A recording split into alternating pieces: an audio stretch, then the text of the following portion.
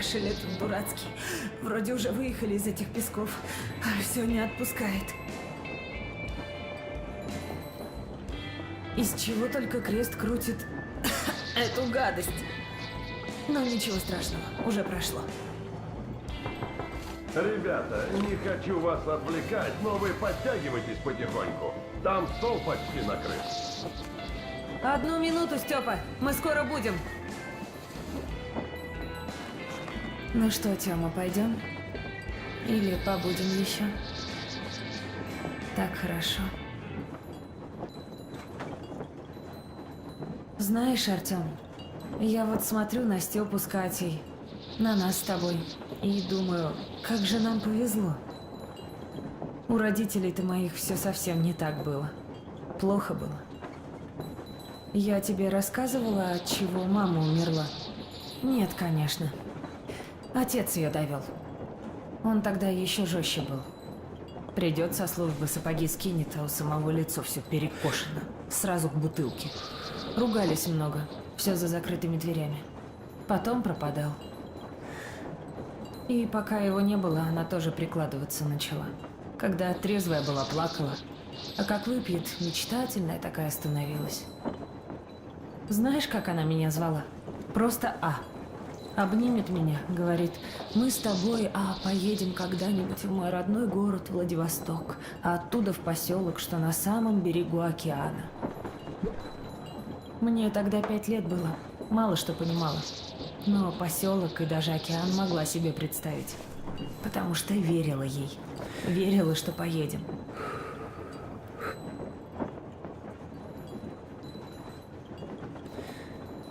А потом она с собой покончила. Дрянью какой-то отравилась. После маминой смерти отец пить бросил. Раньше на меня внимания особо не обращал, а когда она умерла, больше одну не оставлял. Везде таскал с собой. Но про нее мы с ним за все время говорили только пару раз и все. У меня кукла была, Жанна. Я с ней играла, будто она моя дочка, и мы поехали на океан. Потом отец спрятал ее куда-то. Сказал, что потерялась. Не хотел, видно, чтобы я себя несбыточной мечтой мучила. И я тогда придумала, что она во Владивосток уехала.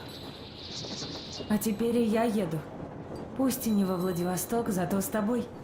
Мечта сбывается.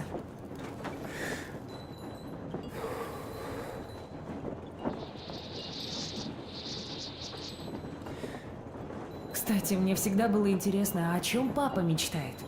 Он же должен уметь мечтать. Так вот о чем? О погонах? Так он сам себе мог любые навесить. Людей спасти? А что им дальше делать? Под землей сидеть? Никогда не понимала его. Чем он живет? Что ему надо для счастья? Может и ничего. У него ведь никогда не было времени подумать о завтрашнем дне. В метро о таком как-то не думается. А тут, наверху, другое дело. Я вот знаешь, что хочу? Ноги в песок зарыть. Строить из него крепости для малышей. Я себе 2 представляю. Девочку и мальчика. Мальчик на тебя похож. Потом бежим купаться. Вода теплая, за спиной горы. Домики деревянные на берегу. Солнце нас будет каждый день.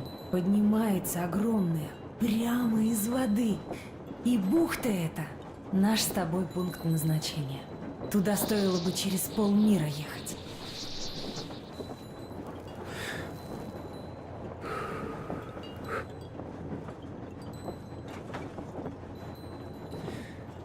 У каждого должен быть пункт назначения.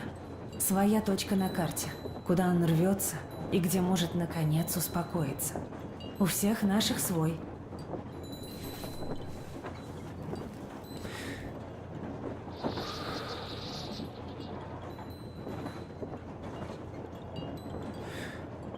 Вот подняли колпак, выпустили нас из метро, и мы разбегаемся. Но не сразу.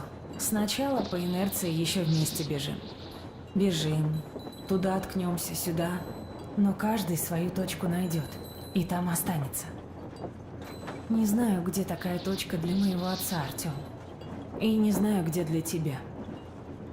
Но я тебя очень люблю. Очень-очень.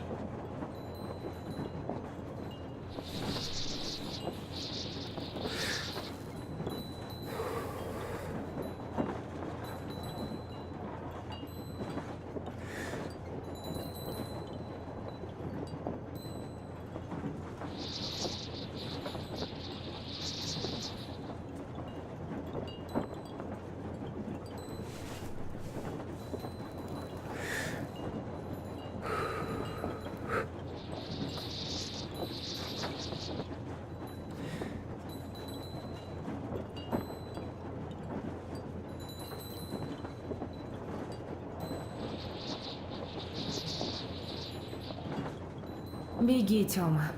Я еще посижу немного и приду.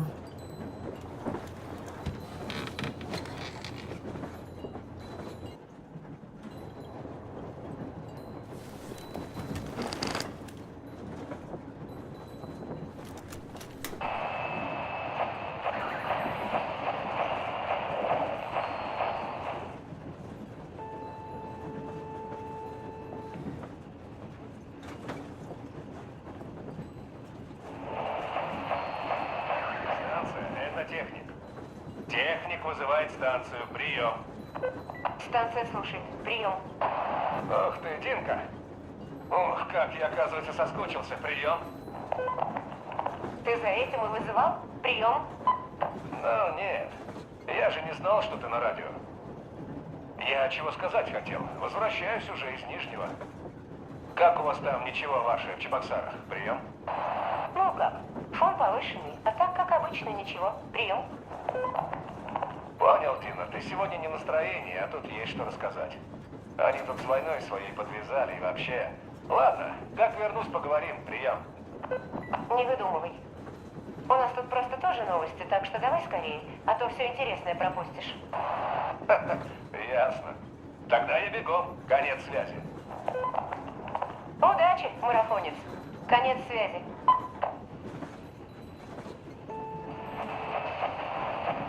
Аббас, возьми трубку. Аббас, ты там где вообще? Это Димон. А, Димон, чего шумишь? Я что, как мальчик, должен стоять и вызов ждать? Сам виноват. Фигли было эту частоту выбирать. Тут же на постой ковчег этот лапшу на уши вешает. А, ну это ты не беспокойся. Уже не вешает совсем. Как это? Я думал, что раз туда баранов столько валит и не возвращается, это заевшая пластинка и не заткнется никогда. Ну, видно, один баран таки куда-то добрался и пластинку эту сломал. Ну да, конечно, сломал. Чтобы там баранов этих на завтрак с обедом не жрало, оно, небось, просто наелось и решило передохнуть перед ужином. Может быть, но сейчас можем говорить тут, и никто не узнает. Ну это да. Так за что ты обсудить хотел? Ты слышал про большой сбор, да? Слышал. Самого, понятно, не звали. Вот сижу, жду. Кто из двух бугров решит мою бригаду нанять? А ты как? Я тоже так, да. Люди мои засиделись все. Сейчас наш шанс реально бабла поднять, клянусь священным пламенем. И есть у меня идея, как насчет скооперироваться. Хорошая идея. Разборки с тобой мне точно больше не нужны. Ха-ха-ха, мне тоже. Колено до сих пор болит. Так что, по рукам, брат? По рукам. Детали надо лично обговорить. Серьезные дела любят тишину. А тут нас хоть и не должны подслушать. Да, понимаю. Завтра у развалина ресторана. Пойдет? Пойдет. Значит, завтра, Аббас. Конец связи. Ракмет, брат. Конец связи.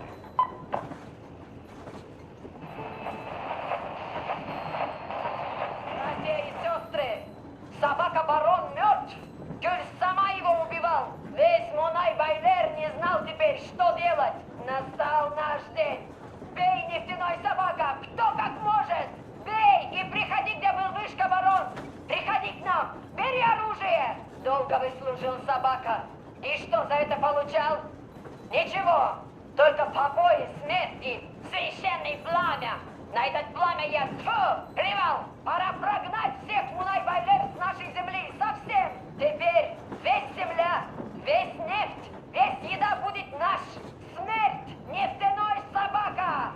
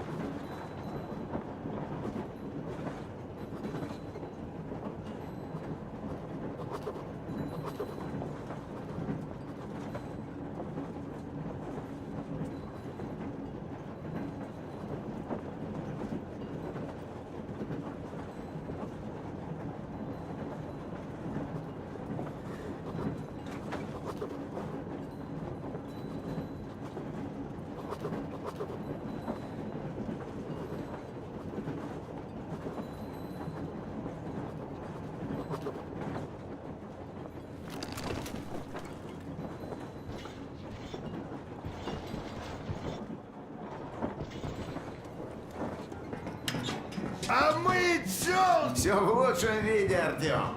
Айда с нами.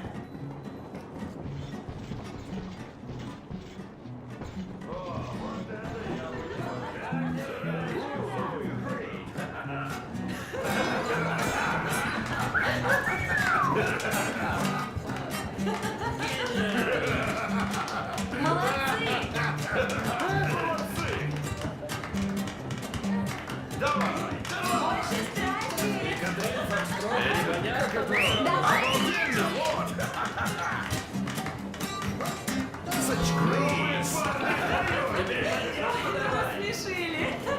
Спасибо. Артем, садись ко мне поближе. Большие таланты. Катюша, я долго молчал, но больше не могу. Я должен предупредить насчет Степана. Он не выносит. Что я пропустила? Прощение. Их удивительный танец. Я отзывчивый. Не бойся, еще увидишь. Минутку внимания.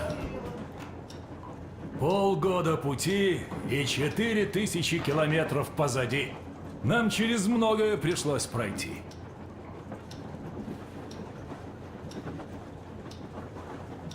Ладно, ребята, я понимаю, что интрига затянулась.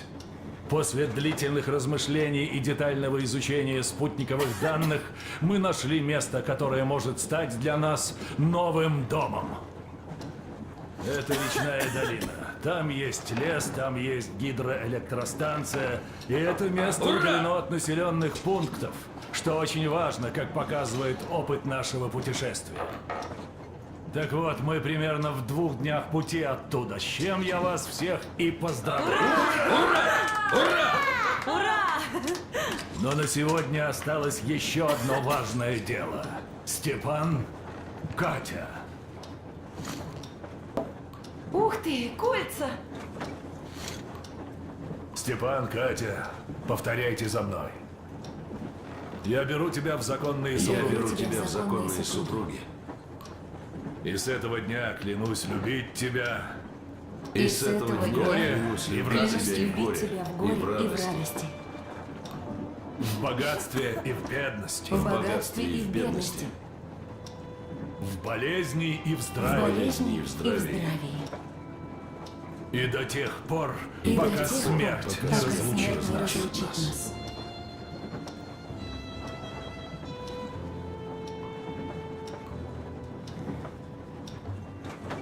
Как капитан этого корабля, объявляю вас мужем и женой.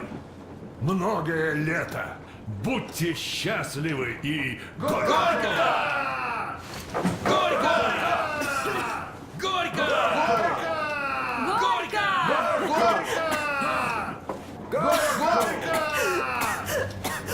Аня, что с тобой? О!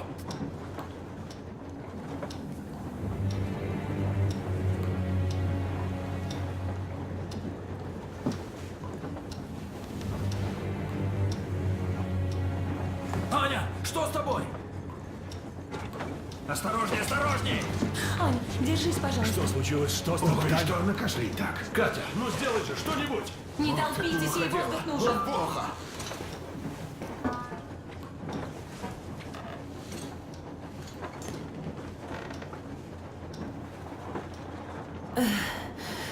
Простите, что раньше не сказала. Аня, о чем ты, родная? В Ямантау, когда меня наверх утащили, тот упырь, врач, сказал, легкие распадаются. Газом после того подвала на мосту разъела. Да как ты можешь верить этой твари? Мы же из пустыни только, а песок, он же как наждак. Не переживай. Катюша, Артем, на пару слов.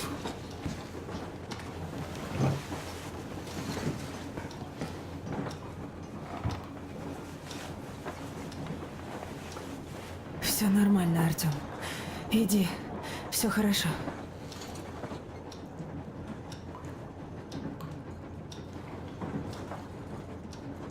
Что-то мне боязно.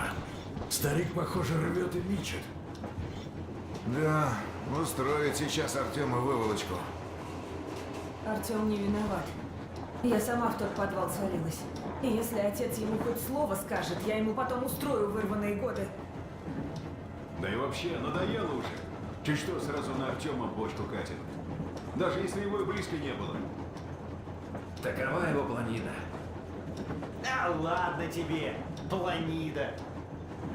Да, ну полковника Катя быстро успокоит, она молодец. Да и ты не волнуйся, Аня, она тебя мигом в порядок приведет. Я и не сомневаюсь. Повезло нам с ней. Особенно тебе, Степа. Это факт. Спасибо, Аня.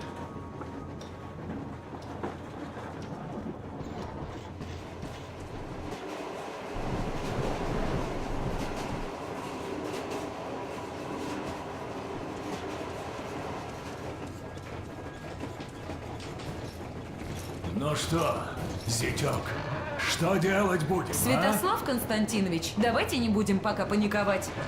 А вы что думаете, Катя? Я думаю, полагаться на диагноз какого-то дегенерата преждевременно. Смена сырого воздуха метро на пустыню с ее жарой и песчаными бурями такого легкие не Ну, любят. мне тоже кажется, что если бы это был газ, такие бы плохо Совершенно сразу стало. верно. Поэтому я ее сначала обследую, насколько квалификация позволяет. И еще. Впереди долина, лесной воздух. Думаю, одно это может все поправить. Простите, что вмешиваюсь, но что случилось? Аня кровью закашляла. О, Господи, вы серьезно думаете, что это песок? Больше на туберкулез похоже. Ну и вот и мы вылечим. Антибиотиков у нас хватает, воздух опять же. Катя, ну а если вдруг тот гад был прав, что тогда? Может, лекарство какое-то, а? У нас в поселке часть ПВО стояла. Перед самой войной у них проявилось новое средство. Многих потом спасло от поражений газами, токсинами. Я проверю мамины записи, найду название. По-моему, в Новосибирске производилось.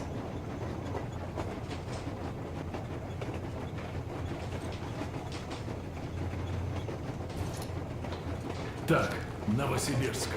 Ермак, что думаете? Да что тут думать? Рогами хоть на край света. А в Новосибирск? Ну, 1002 будет. Тогда решено. Едем в долину. Если там все нормально, обустраиваемся. Если у Ани будет ухудшение, то с группой добровольцев отправляемся за лекарством. Вы уж, Катюша, поищите название. Найду, не переживайте. Еще, Артем, не хочется неприятных сюрпризов в этой долине. Ты самый опытный разведчик. Поэтому бери еще одного добровольца и проверьте ее сначала на дрезине. А пока идемте ко всем. Успокоим Аню, да и ребят. Бедная. Понимаю теперь, чего она в последнее время чернее тучего. Представляю, как себя накрутила.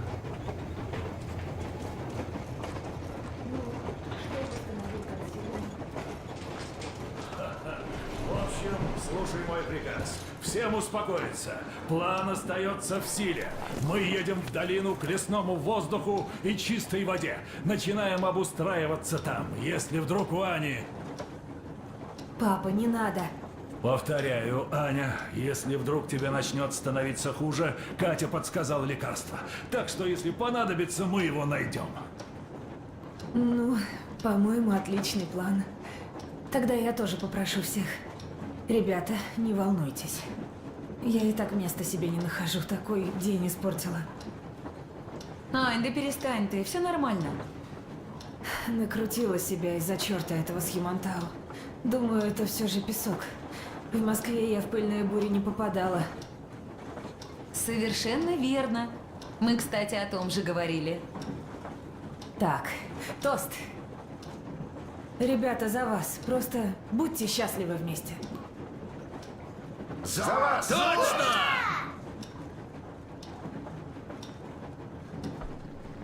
Степа, давай ты песню. Про нас. Да, крепкая штука. Легко.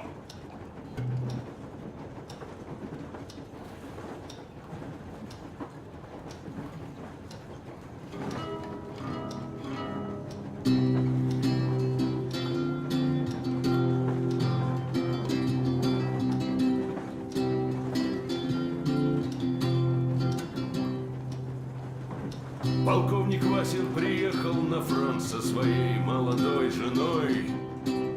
Полковник Васин созвал свой полк и сказал им: пойдем домой. Мы ведем войну уже 70 лет, нас учили, что жизнь это бой. Но по новым данным разведки мы воевали сами с собой. Я видел генералов, они пьют и едят нашу смерть. Их дети сходят с ума от того, что им нечего больше хотеть. А земля лежит в ржавчине, церкви смешались с золой. И если мы хотим, чтобы было куда вернуться, время вернуться домой. Этот поезд в огне, и нам не на что больше жать. Этот поезд в огне, и нам некуда больше бежать. Эта земля была нашей, пока мы не увязли в борьбе. Она умрет, если будет ничьей, пора вернуть эту землю себе. А кругом горят факелы, это сбор всех погибших частей. И люди, стрелявшие в наших отцов, строят планы на наших детей.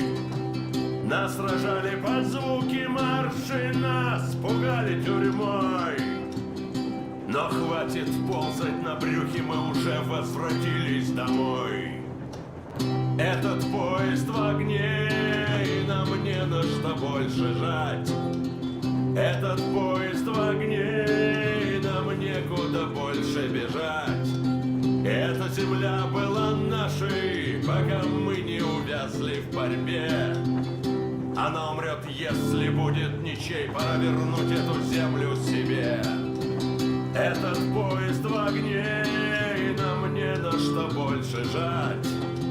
Этот поезд в огне, и нам некуда больше бежать. Эта земля была нашей, пока мы не увязли в борьбе. Она умрет, если будет ничьей, пора вернуть эту землю себе. Классно, точно ведь про нас. Даже полковник имеется. Да уж точно. Пора вернуть эту землю себе, и вот еще что. Сюрпризы как на мосту, и в Ямантау нам больше не нужны. Поэтому мы вышлем вперед разведку на дрезине. Артему в помощь нужен доброволец.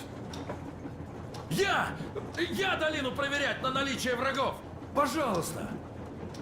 Ой, есть у меня подозрение, что Алёша собрался долину проверять на предмет наличия там местных амазонок. Отлично. Значит, решено. Эх, завидую я тебе, Степан.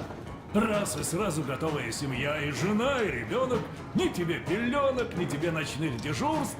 Животик ни у кого не болит. Завидовать нехорошо. А мы, кстати, от пеленок и не уклоняемся, товарищ полковник. Вынашиваем план завести Насте братика, если она не будет возражать. Мне лучше сестричку. С сестричкой можно в куклы играть и нянчиться.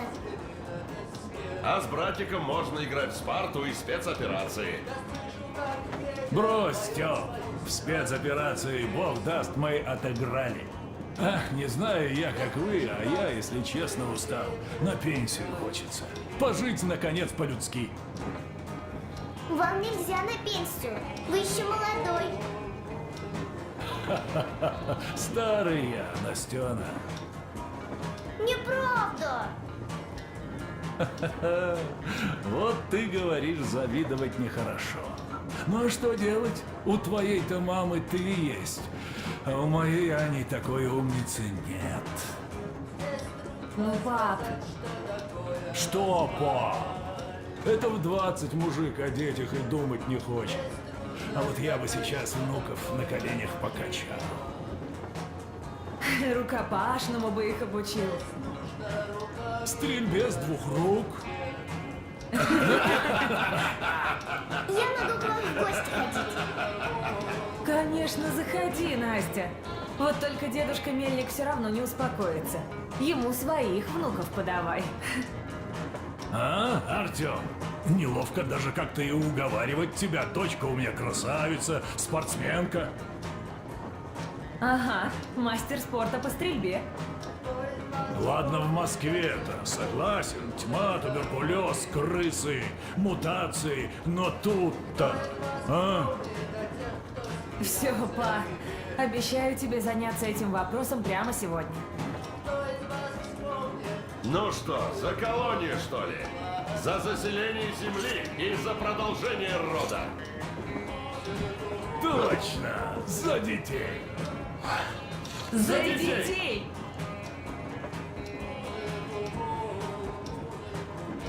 И еще один тост за новую колонию, пусть она растет и процветает. Ура! За новую колонию! Хорошо пошла. И чтоб женщин побольше прибилось. Ой, Лёшка, ты как всегда. Да не волнуйся, Алёша. Думаю, с этим тоже все будет в порядке. Если все получится, люди будут к нам приходить. Нормальные, хорошие люди. Уверен, тоже выжили. Ну а если придет кто ненормальный или нехороший, он сильно пожалеет. Это да. Но как тут с плохими справимся, то и о Москве подумаем. И может даже что-то придумаем. Это да. За любовь! За любовь! Прямо старосадище какая. Амброзия. Артём, теперь твоя очередь. Покажи класс. Ох, и духота тут. И дритье дышло через коромысло. Артём, садись ко мне.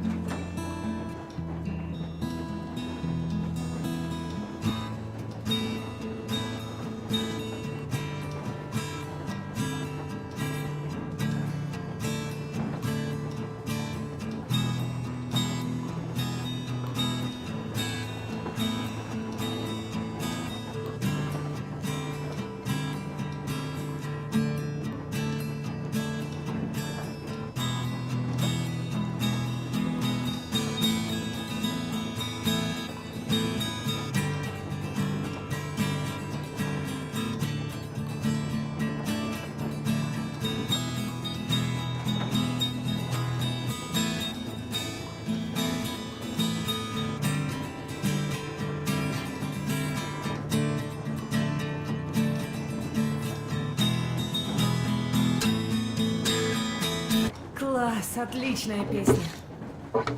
Степа, сыграй еще что-нибудь. Степан, давай-ка еще раз ту. От Борисыча. С удовольствием.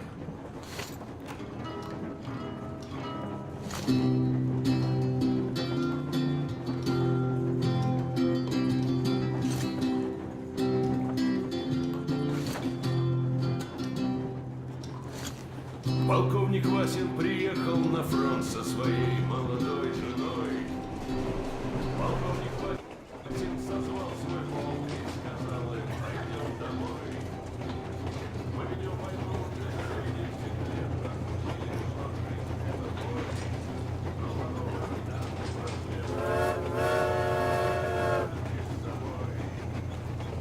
Я видел генерала,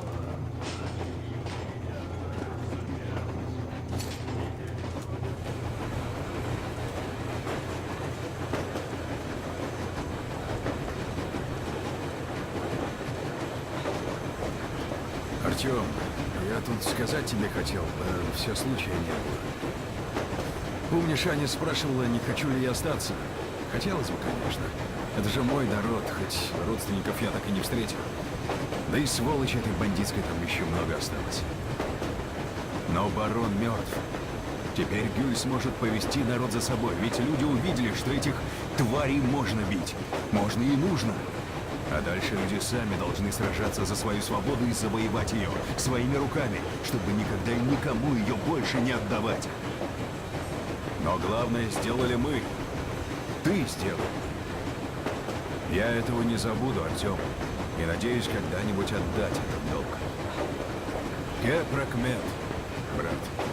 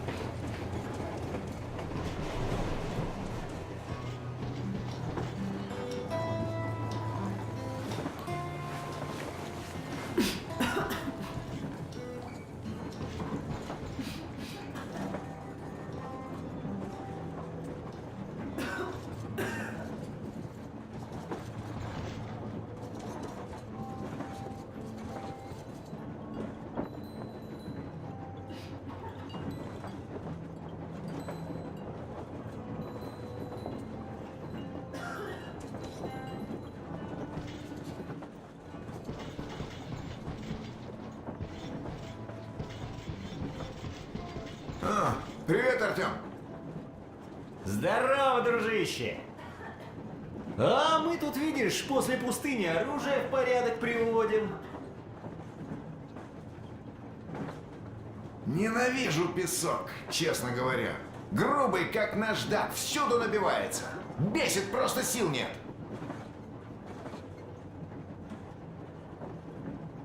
Так что, как только выбрались из этой душегубки, я сразу капитальной чисткой и занялся. Ну и князь мне по доброте душевной помочь вызвался. Ага, вызвался. Рабовладелец ты, вот ты кто! Не хуже барона! А нечего было с убойником в песке кататься. Это тебе не калаш. Ну, я же все равно не стрелял потом. Еще не хватало. Дом бы не выстрелил, небось. Так что ты еще легко отделался. Да, удивительно вообще, что бандиты свои пушки умудряются в приличном состоянии содержать. Хотя оружейники у них явно толковые. Вон ствол твой трофейный, явно на заказ собран, с фантазией. Классная работа. И ухоженный такой, приятно посмотреть. Ну и я в грязь лицом не ударил. Тихарь себя, как я понял, неплохо проявил. С новым-то боеприпасом, а? Задал ты им жару. Это точно! Жёг, как дуговая сварка! Да. Ну ты, Артем, в общем, за оружие не волнуйся. К следующей остановке все будет как только с завода. Это я гарантирую.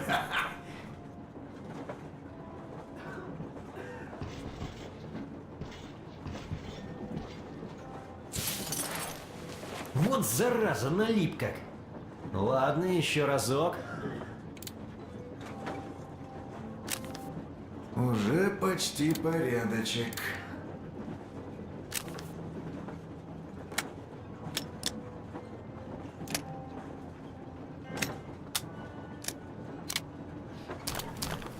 Не песок, а черти что! Протру еще.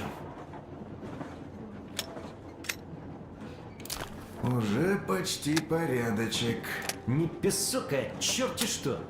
Протру еще. Да, еще протереть надо.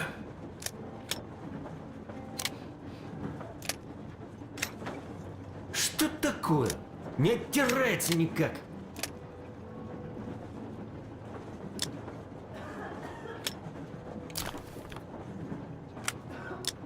Вот зараза, налип как. Уже Ладно, почти еще разок. порядочек. Что такое? Не оттирается никак.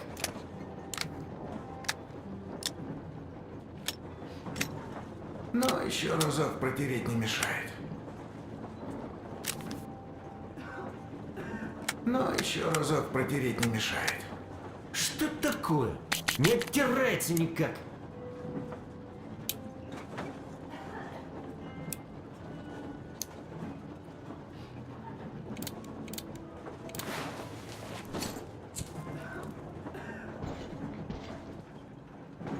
Ну, Песок, еще а черти что. немного. Протру еще. Что такое? Не оттирается никак. Но еще разок протереть не мешает.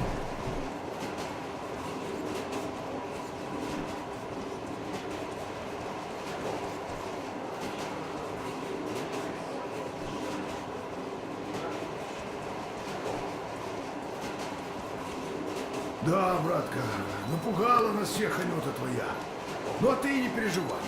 Оно, конечно, на чехотку похоже.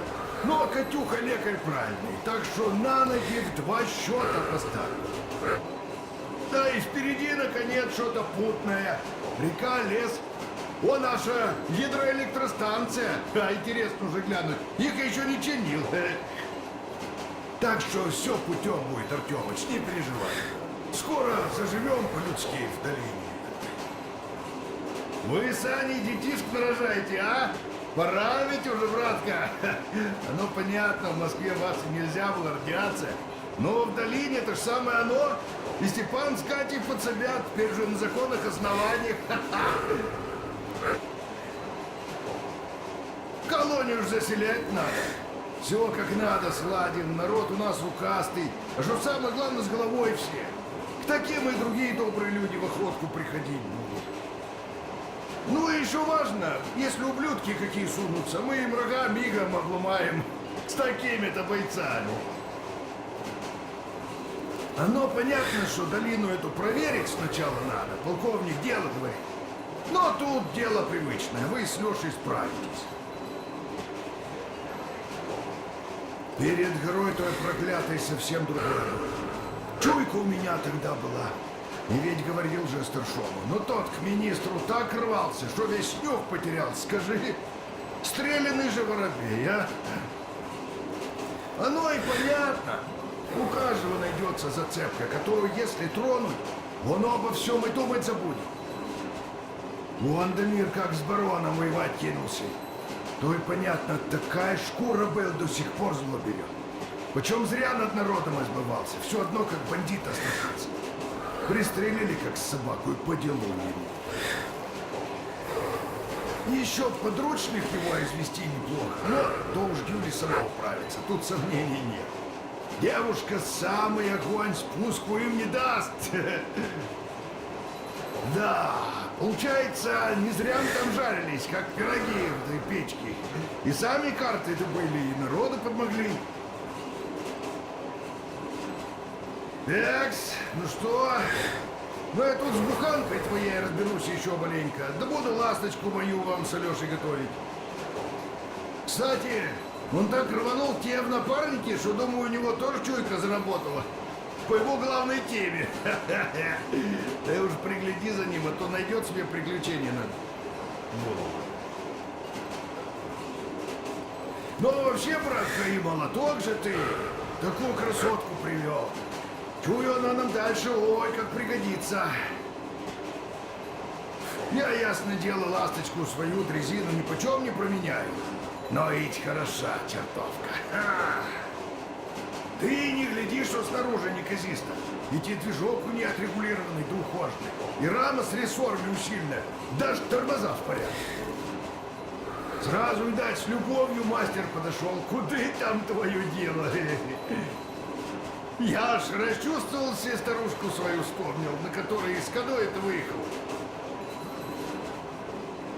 Полуторка. С той войны еще. Лет 40 на металлобазе простоял, прикинь. На дровах все одно, как Аврора наша. Ну, ясно дело, там само воспоминание было, а не машина. Кабина сгнила вся, фанерка. Платформы ни разу не было. Но движок с газогенератором до коробкой, почитай, что и целый. Рама в порядке. Вот. Повозился, да. Месяц без сна, без продыха. Но завел. Ну, а потом уж кузов вот такой самой буханки сверху ты и присандалил, чтобы не возиться, значит. И вот на том Хирогазе аж до самой Астрахани допилил. А у ней в лучшие времена лошаденок 30 от силы было. Мороки и страсть. Пока дров напилишь, дочурок наколешь, чтобы однако дно, а то не фурычит же. Все одно как в бане стопить. Целая наука. Вот. Ну, полдня в Олисе, 2 часа, ну, пыхтит, скрипит, но едет. Да. Все одно душой прикипел. И столько труда вложил. А в Астрахани пришлось, значит, упырю одному отдать. То есть, порешили бы, не за здорово живешь, так и точно легко отделаться. Да. Такие, братка, дела. Ну, об этой красавице я по старой памяти позабочусь в самом лучшем виде. Ой, как часы, хочешь на выставку ее? И как есть невеста она выеданье. Красавишна. В таком вот, в общем, разрезе, братка.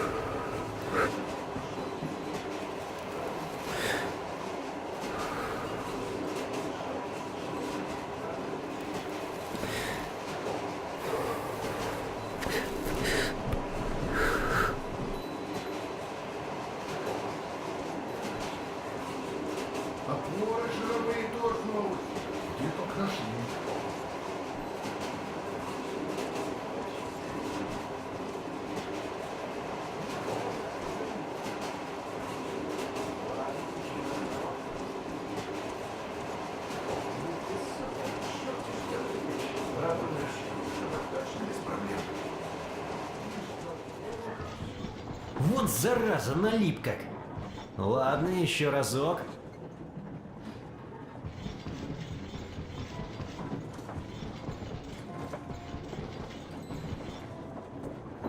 Уже почти порядочек.